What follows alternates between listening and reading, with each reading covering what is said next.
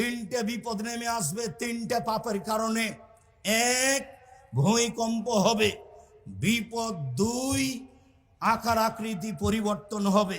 সন্ধ্যায় থাকবে মানুষ, সকালে হবে শোর বা বানর, শুকুর কা বানর। তিন সমস্যা নেমে আসবে। পাপ তিনটা। এক, এদা সারেবুল খমুরা, যখন মানুষ নেশাদার দ্রব্য পান করবে তখন এই তিনটা বিপদ নেমে আসবে। দুই, জাহরাতিল কায়নাত, মেয়েরা যখন নাচবে তখন এই তিনটে বিপদ নেমে আসবে।